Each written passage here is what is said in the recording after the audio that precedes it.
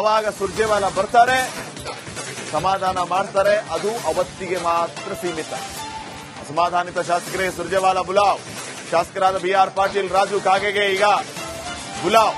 ಶಾಸಕರ ಅತೃಪ್ತಿ ಶಮನಕ್ಕೆ ಸುರ್ಜೇವಾಲಾ ಅವರು ಎಂಟ್ರಿ ಆಗಿದ್ದಾರೆ. ಇವರಿಗೆ ಈಗ ಆಹ್ವಾನವನ್ನ ನೀಡಲಾಗಿದೆ.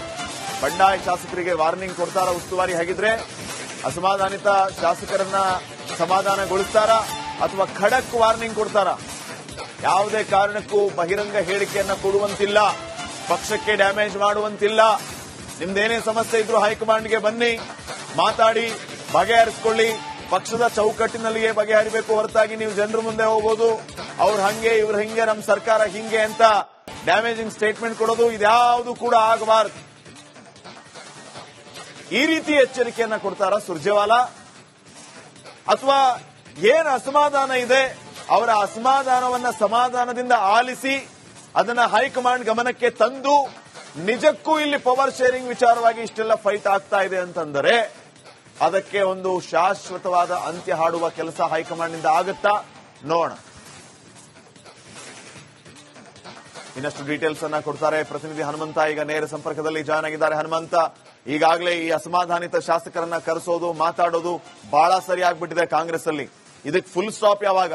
ಫುಲ್ ಸ್ಟಾಪ್ ಆಗ್ಬೇಕು ಅಂತಂದ್ರೆ DK ಶಿವಕುಮಾರ್ CM ಆಗ್ಬಿಡ್ಬೇಕಾ?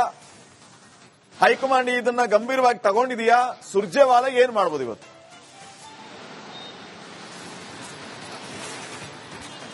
ಶ್ರೀಪಾದ್, ಇಲ್ಲಿ ಅಂತಿಮ ಅನ್ನುವಂತಹ ಪ್ರಶ್ನೆ ಬರೋದೇ ಇಲ್ಲ. ಯಾಕೆ ಅಂತಂದು ಹೇಳಿದ್ರೆ ಇಲ್ಲಿ ಬಹಳ ಪ್ರಮುಖವಾಗಿ ಸರ್ಕಾರ ರಚನೆ ಆದಾಗಿಂದ ಹಿಡಿದು ಇಲ್ಲಿಯವರೆಗೂ ಕೂಡ ಕಾಂಗ್ರೆಸ್ನಲ್ಲಿ ಒಂದು ಅನುದಾನದ ವಿಚಾರಕ್ಕೆ ಹಿರಿಯ ಶಾಸಕರು ಸೇರಿದಂತೆ ಶಾಸಕರೆಲ್ಲರೂ ಕೂಡ ಕಾಂಗ್ರೆಸ್ ಶಾಸಕಾಂಗ ಪಕ್ಷದ ಸಭೆಯಲ್ಲೂ ಕೂಡ ಬಹಿರಂಗವಾಗಿ ಮುಕ್ತವಾಗಿ ಮಾತುಕತೆಯನ್ನ ನಡೆಸಿದ್ದಾರೆ. ಮತ್ತೊಂದು ಸಚಿವರ ಕಾರ್ಯವೈಖರಿಯ ಬಗ್ಗೆನೂ ಕೂಡ ಆಗಾಗ ಪ್ರಶ್ನೆ ಮಾಡುವಂತ ಪ್ರಯತ್ನಗಳನ್ನ ಮಾಡಿದ್ದಾರೆ. ಮತ್ತೆ CM ಸಿದ್ದರಾಮಯ್ಯ ಅವರ ಗಮನಕ್ಕೂ ತಂದಿದ್ದಾರೆ, ಹೈಕಮಾಂಡ್ ನಾಯಕರು ಗಮನಕ್ಕೂ ತಂದಿದ್ದಾರೆ.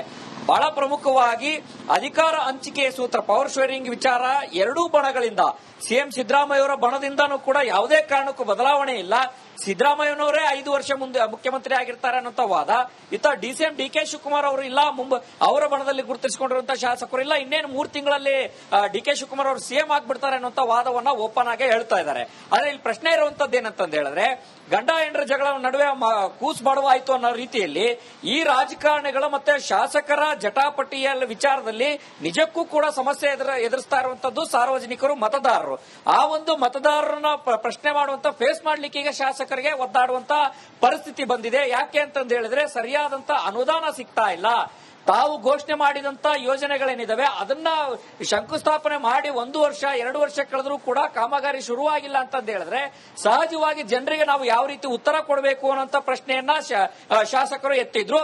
ಅದೇ ರೀತಿಯಾಗಿ ಹಿರಿಯ ಶಾಸಕರಾದಂತ BR ಪಾಟೀಲ್ ಆಗಿರ್ಬೋದು, ರಾಜು ಕಾಗೆ ಆಗಿರ್ಬೋದು ಓಪನ್ ಆಗಿ ಹೇಳಿದ್ರು. ಅವರು ಓಪನ್ ಆಗಿ ಹೇಳುವಂತ ಸಂದರ್ಭದಲ್ಲೂ ಕೂಡ ಇದು ಕೇವಲ ನಮ್ಮಿಬ್ಬರ ಅಥವಾ ನಮ್ಮೊಬ್ಬರ ಸಮಸ್ಯೆ ಅಲ್ಲ, ಪ್ರತಿಯೊಬ್ಬ ಶಾಸಕರ ಸಮಸ್ಯೆ, ಶಾಸಕರ ಸಮಸ್ಯೆಗಳನ್ನ ಕೇಳ್ತಾ ಇಲ್ಲ ಅಂತ ಒತ್ತಾಯವನ್ನು ಮಾಡಿದ್ರು. CM ಸಿದ್ದರಾಮಯ್ಯ ಅವರ ದೆಹಲಿ ಪ್ರವಾಸದ ಸಂದರ್ಭದಲ್ಲಿ ಈ ಪ್ರಶ್ನೆ ಎತ್ತಿದಂತ ಸಂದರ್ಭದಲ್ಲಿ ಸಹಜವಾಗಿ ಸುರ್ಜೇವಾಲಾ ಅವರಿಗೆ ರಾಜ್ಯಕ್ಕೆ ಬರ್ತಾ ಇರುವಂತದ್ದು 3 ದಿನಗಳ ಕಾಲ ಇವತ್ತು 1-to-1 ಸಭೆಯನ್ನ ಮಾಡ್ತಾರೆ.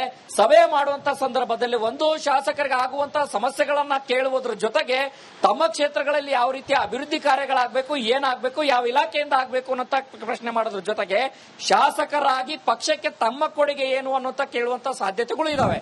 ಒಟ್ಟಾರೆಯಾಗಿ ರಾಜ್ಯ ಕಾಂಗ್ರೆಸ್ನಲ್ಲಿ ಮೊದಲಿಂದನೂ ಕೂಡ ಒಳಬೇಗುದಿ ಏನಿದೆ ಮತ್ತೆ ಬಣಬಡಿದಾಟ ಏನಿದೆ ಅದು ಜೋರಾಗಿ ನಡೀತಾ ಇದೆ.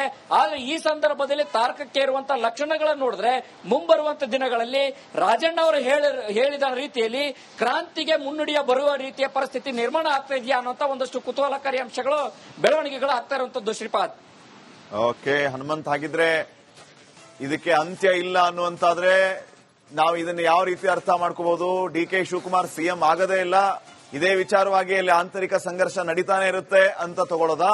ಅಥವಾ ಇದೇ ರೀತಿ ಕಂಟಿನ್ಯೂ ಆದ್ರೆ ಇದನ್ನ DK ಶಿವಕುಮಾರ್ ಅರಗಿಸ್ಕೊಂಡು ಸುಮ್ಮನೆ ಇರ್ತಾರೆ ಅಂತ ತಗೊಳ್ಳೋದಾ?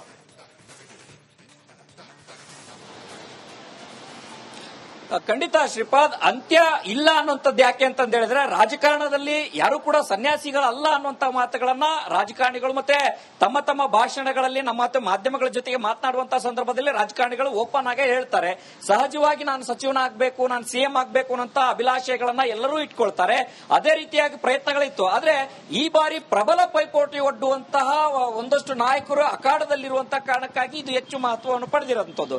ಒಂದು, ಸಿಎಂ ಸಿದ್ದರಾಮಯ್ಯನವರು ಏನಾದ್ರೂ ಅಂತದ್ದೇ ಪವರ್ ಶೇರಿಂಗ್ ಪರಿಸ್ಥಿತಿ ಅನಿವಾರ್ಯ ಆದ್ರೆ ಯಾವುದೇ ಹಂತಕ್ಕಾದ್ರೂ ಹೋಗ್ಲಿಕ್ಕೆ ನಾವು ರೆಡಿ ಅನ್ನುವಂತ ರೀತಿಯಲ್ಲಿ ಸಿಎಂ ಸಿದ್ದರಾಮಯ್ಯ ಬಣದಲ್ಲಿ ಗುರುತಿಸಿಕೊಂಡಿರುವಂತಹ ನಾಯಕರು ಮಾಡಿರುವಂತದ್ದು. ಅದರಲ್ಲೂ ಕೂಡ ಆಂತರಿಕವಾಗಿ ಚುನಾವಣೆ ಆಗಿ ಶಾಸಕರಿಂದ ಮತವನ್ನ ಪಡೆದು ಸಿಎಂ ಆಯ್ಕೆ ಆಗಬೇಕು ಅನ್ನುವಂತ ಚರ್ಚೆಗಳು ಆ ಚುನಾವಣೆಗೂ ಕೂಡ ಎಲ್ಲ ರೀತಿಯ ತಯಾರಿಗಳನ್ನ ಮಾಡಿಕೊಂಡಂತೆ ಕಾಣಿಸುತ್ತೆ. ಇತ್ತ ಡಿಸಿಎಂ ಡಿಕೆ ಶಿವಕುಮಾರ್ ಕೂಡ ತಮಗೆ ಭೇಟಿ ಮಾಡಿದಂತ ಸಂದರ್ಭದಲ್ಲಿ ತಮ್ಮ ಬೆಂಬಲಿಗರಿಗೂ ಕೂಡ ಹೇಳುವಂತದ್ದು, ಬೆಂಬಲಿಗರು ಇಲ್ಲ ನೀವು ಈ ಬಾರಿ ಸಿಎಂ ಆಗಬೇಕು ಅನ್ನೋ ಒತ್ತಾಯವನ್ನ ಏನಾದರೂ ಡಿಸಿಎಂ ಡಿಕೆ ಶಿವಕುಮಾರ್ ಅವರು ಮಾಡುವಂತ ಸಂದರ್ಭದಲ್ಲಿ ಅವರು ನನ್ನ ಬಳಿ ಎಲ್ಲ ಹೇಳುವಂತದ್ದು, ನೀವು ಹೈಕಮಾಂಡ್ ನಾಯಕರ ಬಳಿ ಹೇಳಬೇಕು ಅನ್ನೋ ಸೂಚನೆಯನ್ನು ಕೊಟ್ಟಿದ್ದಾರೆ. ಅದು ಪಕ್ಷದ ವಿಚಾರಗಳಾಗಿರ್ಬೋದು, ಅಭಿವೃದ್ಧಿ ವಿಚಾರ ಆಗಿರ್ಬೋದು, ಮತ್ತೆ ಪವರ್ ಶೇರಿಂಗ್ ಮಾಹಿತಿಗಾಗಿ. ಅವಾಗ ಸುರ್ಜೇವಾಲಾ ಬರ್ತಾರೆ, ಸಮಾಧಾನ ಮಾಡ್ತಾರೆ, ಅದು ಅವತ್ತಿಗೆ ಮಾತ್ರ ಸೀಮಿತ. ಅಸಮಾಧಾನಿತ ಶಾಸಕರಿಗೆ ಸುರ್ಜೇವಾಲಾ ಬುಲಾವ್. ಶಾಸಕರಾದ ಬಿಆರ್ ಪಾಟೀಲ್, ರಾಜು ಕಾಗೆಗೆ ಈಗ ಬುಲಾವ್.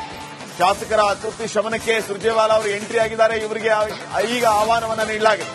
ಬಂಡಾಯ ಶಾಸಕರಿಗೆ ವಾರ್ನಿಂಗ್ ಕೊಡ್ತಾರ ಉಸ್ತುವಾರಿ? ಹಾಗಿದ್ರೆ ಅಸಮಾಧಾನಿತ ಶಾಸಕರನ್ನ ಸಮಾಧಾನಗೊಳಿಸ್ತಾರ ಅಥವಾ ಖಡಕ್ ವಾರ್ನಿಂಗ್ ಕೊಡ್ತಾರ? ಯಾವುದೇ ಕಾರಣಕ್ಕೂ ಬಹಿರಂಗ ಹೇಳಿಕೆಯನ್ನ ಕೊಡುವಂತಿಲ್ಲ, ಪಕ್ಷಕ್ಕೆ ಡ್ಯಾಮೇಜ್ ಮಾಡುವಂತಿಲ್ಲ. ನಿಮ್ದೇನೇ ಸಮಸ್ಯೆ ಇದ್ರೂ ಹೈಕಮಾಂಡ್ಗೆ ಬನ್ನಿ, ಮಾತಾಡಿ ಬಗೆಹರಿಸಿಕೊಳ್ಳಿ. ಪಕ್ಷದ ಚೌಕಟ್ಟಿನಲ್ಲಿಯೇ ಬಗೆಹರಿಬೇಕು ಹೊರತಾಗಿ ನೀವು ಜನರ ಮುಂದೆ ಹೋಗೋದು ಅವ್ರು ಹಂಗೆ ಇವ್ರು ಹಿಂಗೆ ನಮ್ಮ ಸರ್ಕಾರ ಹಿಂಗೆ ಅಂತ ಡ್ಯಾಮೇಜಿಂಗ್ ಸ್ಟೇಟ್ಮೆಂಟ್ ಕೊಡೋದು ಇದ್ಯಾವುದು ಕೂಡ ಆಗಬಾರದು. ಈ ರೀತಿ ಎಚ್ಚರಿಕೆಯನ್ನ ಕೊಡ್ತಾರ ಸುರ್ಜೇವಾಲಾ? ಅಥವಾ ಏನು ಅಸಮಾಧಾನ ಇದೆ ಅವರ ಅಸಮಾಧಾನವನ್ನ ಸಮಾಧಾನದಿಂದ ಆಲಿಸಿ ಅದನ್ನ ಹೈಕಮಾಂಡ್ ಗಮನಕ್ಕೆ ತಂದು ನಿಜಕ್ಕೂ ಇಲ್ಲಿ ಪವರ್ ಶೇರಿಂಗ್ ವಿಚಾರವಾಗಿ ಇಷ್ಟೆಲ್ಲ ಫೈಟ್ ಆಗ್ತಾ ಇದೆ ಅಂತಂದರೆ ಅದಕ್ಕೆ ಒಂದು ಶಾಶ್ವತವಾದ ಅಂತ್ಯ ಹಾಡುವ ಕೆಲಸ ಹೈಕಮಾಂಡ್ನಿಂದ ಆಗುತ್ತಾ ನೋಡೋಣ. ಇನ್ನಷ್ಟು ಡೀಟೇಲ್ಸ್ ಅನ್ನ ಕೊಡ್ತಾರೆ ಪ್ರತಿನಿಧಿ ಹನುಮಂತ. ಈಗ ನೇರ ಸಂಪರ್ಕದಲ್ಲಿ ಜಾಯ್ನ್ ಆಗಿದ್ದಾರೆ. ಹನುಮಂತ, ಈಗಾಗಲೇ ಈ ಅಸಮಾಧಾನಿತ ಶಾಸಕರನ್ನ ಕರೆಸೋದು ಮಾತಾಡೋದು ಬಹಳ ಸರಿ ಆಗ್ಬಿಟ್ಟಿದೆ ಕಾಂಗ್ರೆಸ್ ಅಲ್ಲಿ. ಇದಕ್ಕೆ ಫುಲ್ ಸ್ಟಾಪ್ ಯಾವಾಗ? ಫುಲ್ ಸ್ಟಾಪ್ ಆಗ್ಬೇಕು ಅಂತಂದ್ರೆ ಡಿಕೆ ಶಿವಕುಮಾರ್ ಸಿಎಂ ಆಗ್ಬಿಡ್ಬೇಕಾ? ಹೈಕಮಾಂಡ್ ಇದನ್ನ ಗಂಭೀರವಾಗಿ ತಗೊಂಡಿದೆಯಾ? ಸುರ್ಜೇವಾಲಾ ಏನ್ ಮಾಡ್ಬೋದು ಇವತ್ತು?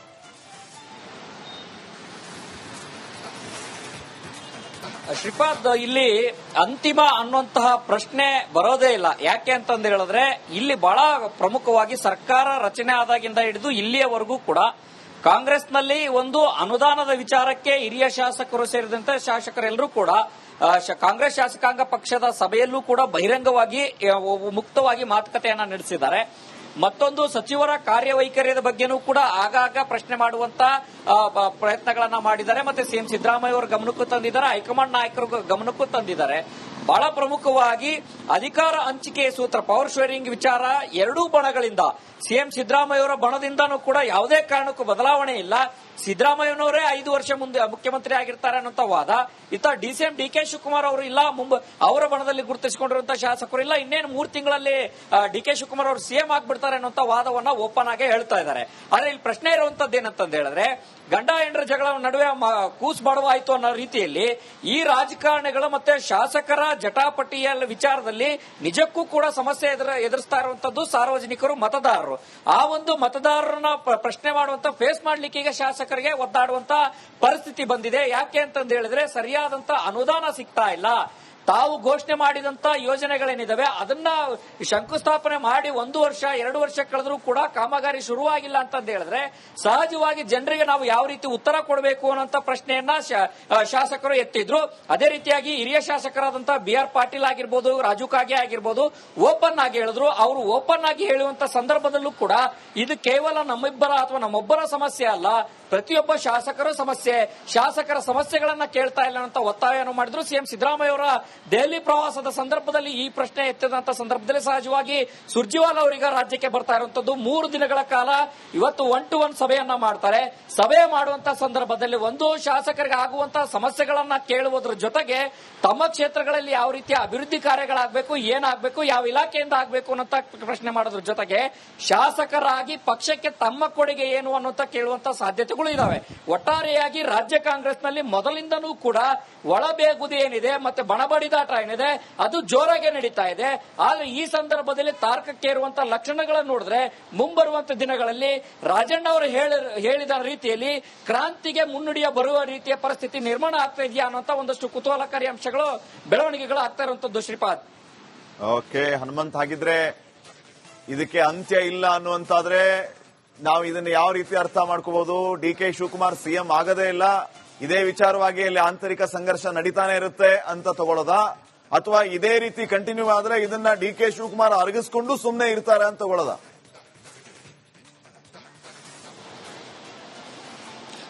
ಖಂಡಿತ ಶ್ರೀಪಾದ್, ಅಂತ್ಯ ಇಲ್ಲ ಅನ್ನುವಂಥದ್ದು ಯಾಕೆ ಅಂತಂದ ಹೇಳಿದ್ರೆ ರಾಜಕಾರಣದಲ್ಲಿ ಯಾರು ಕೂಡ ಸನ್ಯಾಸಿಗಳಲ್ಲ ಅನ್ನುವಂತ ಮಾತುಗಳನ್ನ ರಾಜಕಾರಣಿಗಳು ಮತ್ತೆ ತಮ್ಮ ತಮ್ಮ ಭಾಷಣಗಳಲ್ಲಿ ನಮ್ಮ ಮಾಧ್ಯಮಗಳ ಜೊತೆಗೆ ಮಾತನಾಡುವಂತಹ ಸಂದರ್ಭದಲ್ಲಿ ರಾಜಕಾರಣಿಗಳು ಓಪನ್ ಆಗೇ ಹೇಳ್ತಾರೆ. ಸಹಜವಾಗಿ ನಾನು ಸಚಿವನ ಆಗ್ಬೇಕು, ನಾನು ಸಿಎಂ ಆಗ್ಬೇಕು ಅನ್ನೋಂತ ಅಭಿಲಾಷೆಗಳನ್ನ ಎಲ್ಲರೂ ಇಟ್ಕೊಳ್ತಾರೆ.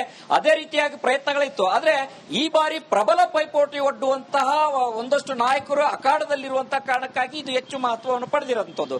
ಒಂದು, ಸಿಎಂ ಸಿದ್ದರಾಮಯ್ಯನವರು ಏನಾದ್ರೂ ಅಂತದ್ದೇ ಪವರ್ ಶೇರಿಂಗ್ ಪರಿಸ್ಥಿತಿ ಅನಿವಾರ್ಯ ಆದ್ರೆ ಯಾವುದೇ ಹಂತಕ್ಕಾದ್ರೂ ಹೋಗ್ಲಿಕ್ಕೆ ನಾವು ರೆಡಿ ಅನ್ನುವಂತ ರೀತಿಯಲ್ಲಿ ಸಿಎಂ ಸಿದ್ದರಾಮಯ್ಯ ಬಣದಲ್ಲಿ ಗುರುತಿಸಿಕೊಂಡಿರುವಂತಹ ನಾಯಕರು ಮಾಡಿರುವಂತದ್ದು. ಅದರಲ್ಲೂ ಕೂಡ ಆಂತರಿಕವಾಗಿ ಚುನಾವಣೆ ಆಗಿ ಶಾಸಕರಿಂದ ಮತವನ್ನ ಪಡೆದು ಸಿಎಂ ಆಯ್ಕೆ ಆಗಬೇಕು ಅನ್ನುವಂತ ಚರ್ಚೆಗಳು ಆ ಚುನಾವಣೆಗೂ ಕೂಡ ಎಲ್ಲ ರೀತಿಯ ತಯಾರಿಗಳನ್ನ ಮಾಡಿಕೊಂಡಂತೆ ಕಾಣಿಸುತ್ತೆ. ಇತ್ತ ಡಿಸಿಎಂ ಡಿ.ಕೆ. ಶಿವಕುಮಾರ್ ಕೂಡ ತಮಗೆ ಭೇಟಿ ಮಾಡಿದಂತ ಸಂದರ್ಭದಲ್ಲಿ ತಮ್ಮ ಬೆಂಬಲಿಗರಿಗೂ ಕೂಡ ಹೇಳುವಂತದ್ದು, ಬೆಂಬಲಿಗರು ಇಲ್ಲ ನೀವು ಈ ಬಾರಿ ಸಿಎಂ ಆಗಬೇಕು ಅನ್ನೋ ಒತ್ತಾಯವನ್ನ ಏನಾದರೂ ಡಿಸಿಎಂ ಡಿ.ಕೆ. ಶಿವಕುಮಾರ್ ಅವರು ಮಾಡುವಂತ ಸಂದರ್ಭದಲ್ಲಿ ಅವರು ನನ್ನ ಬಳಿ ಎಲ್ಲ ಹೇಳುವಂತದ್ದು ನೀವು ಹೈಕಮಾಂಡ್ ನಾಯಕರ ಬಳಿ ಹೇಳಬೇಕು ಅನ್ನೋ ಸೂಚನೆಯನ್ನು ಕೊಟ್ಟಿದ್ದಾರೆ.